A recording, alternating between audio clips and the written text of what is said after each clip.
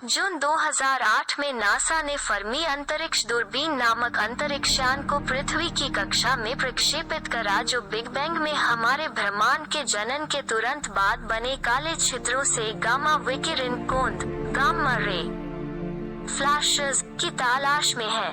माना जाता है कि पूर्ण वाष्पन से बिल्कुल पहले काले छिद्रों से गामा विकिरण कोंदती है, लेकिन अभी तक यह देखा नहीं गया है।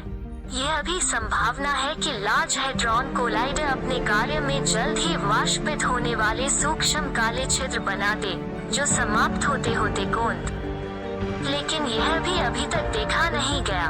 कृष्ण विवर या ब्लैक होल सामान्य सापेक्षता जनरल रिलेटिविटी में इतने शक्तिशाली गुरुत्वाकर्षण क्षेत्र वाली कोई ऐसी खगोलीय वस्तु है जिसके खिंचाव से प्रकाश सहित कुछ भी नहीं बच सकता। कृष्ण विवर के चारों ओर घटना क्षितिज नामक एक सीमा होती है, जिसमें वस्तुएं गिर तो सकती हैं परंतु बाहर नहीं आ सकती। इसे काला कृष्ण इसलिए कहा जाता है क्योंकि यह अपने ऊपर पड़ने वाले सारे प्रकाश को भी अवशोषित कर लेता है और कुछ भी परावर्तित नहीं करता। ये ऊष्मागतिकी में ठीक एक आदर्श कृष्णिका की तरह है।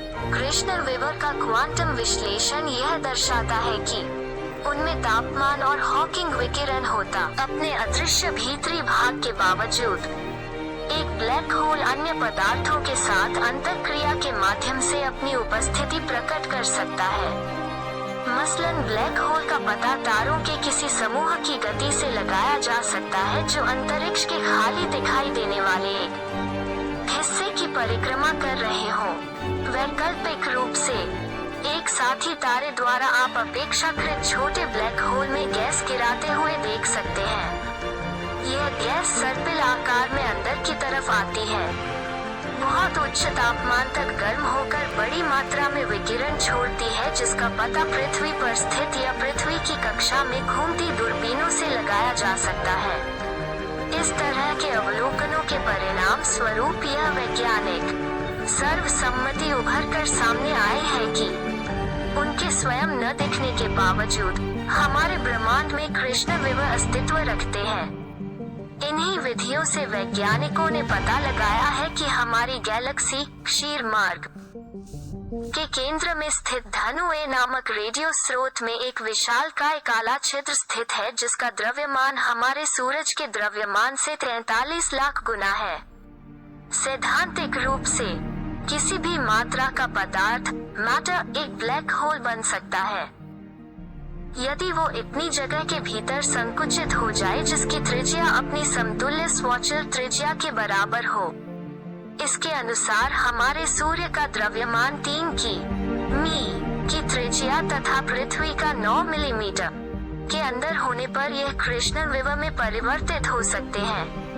व्यवहारिक रूप में इलेक्ट्रॉन और न्यूट्रॉन अपजातीय दबाव हब्बल अंतरिक्षीय दूरबीन ने जो अवलोकन प्रस्तुत किया वे संकेत करते हैं कि M15 और G1 नामक गोलाकार समूहों में मध्यवर्ती द्रव्यमान वाले ब्लैक होल के होने की संभावना है। 80-81 यह व्याख्या गोलाकार समूहों में तारों के कक्षा के आकार और अवधि पर आधारित है, लेकिन हब्बल सबूत निर्णायक नहीं है क्योंकि न्यूट्रॉन तारों का एक समूह इस तरह के अवलोकनों का कारण हो सकता है। हाल की खोजों तक कई खगोलविद सोचते थे कि गोलाकार समूहों में जटिल गुरुत्वाकर्षण अंतःक्रियाएं नए बने ब्लैक होलों को निष्कासित कर देंगी। नवंबर 2004 में खगोलविदों की एक टीम ने हमारी आकाशगंगा के प्रथम और पूर्णतः सत्यापित मध्यवर्ती द्रव्यमान वाले ब्लैक होल की खोज की सूचना दी, जो सैजिटेरियस से तारांकन से 3 प्रकाश वर्ष दूर परिक्रमा कर रहा है।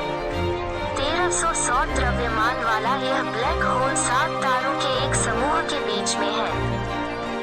संभवतः यह एक विशाल तारा समूह का अवशेष है जो आकाशगंगा के केंद्र से छिटक गया है। 82-83 यह अवलोकन इस बात की पुष्टि करता है कि विशालकाय ब्लैक होल आसपास के छोटे ब्लैक होलों और तारों के अवशोषण द्वारा अपनी वृद्धि करते हैं। जनवरी 2007 में यूनाइटेड किंगडम के साउथहैम्पटन विश्वविद्यालय में शोधकर्ताओं ने 1971 में स्टीफन हॉकिंग ने दिखाया कि पारंपरिक ब्लैक होल के किसी भी संग्रह के घटना क्षितिज के कुल क्षेत्र को कम नहीं किया जा सकता है, भले ही वे आपस में टकराकर एक दूसरे को निगल लें, अर्थात विलय हो जाए। उल्लेखनीय रूप से ऊष्मप्रवैगिकी के द्वितीय नियम के समान है, जहाँ क्षेत्र एंट्रोपी की भूमिका अदा करता है। ऐसा माना जाता था कि शून्य तापमान होने की वजह से ब्लैक होल की एंट्रोपी शून्य होगी। यदि ऐसा होता तो एंट्रोपीकृत पदार्थ के ब्लैक होल में प्रवेश से ऊष्मप्रवैगिकी के दूसरे नियम का उल्लंघन होता था। परिणाम स्वरूप ब्रह्मांड की कुल एंट्रोपी में कमी आनी चाहिए थी। इसलिए जेकब बेकेंस्ते ने प्रस्ताव रखा कि एक ब्लैक होल की एक एंट्रोपी चाहिए और इसे घटना क्षितिज का अनुपातिक होना चाहिए। चूंकि ब्लैक होल पारंपरिक रूप से विकिरण नहीं छोड़ते हैं, ऊष्मप्रवैगिकी दृष्टिकोण एक अनुरूप मात्र प्रतीत होता है, क्योंकि शून्य तापमान का अर्थ है ऊष्मा के किसी भी योग से एंट्रोपी में अनंत परिवर्तनों का होना, जिसका अर्थ है अनंत एंट्रोपी। हालांकि 1974 में हॉकिंग ने घटना क्षितिज के पास प्रमाण। इस वीडियो का सेकंड पार्ट देखने के लिए डिस्क्रिप्शन में चेक करें। आज के लिए बस इतना ही, मिलते हैं नेक्स्ट वीडियो में। अगर आप इस चैनल पर नए हैं तो लाइक, सब्सक्राइब और कमेंट करना ना भूलें, और हमारे चैनल को सपोर्ट करने के लिए धन्यवाद।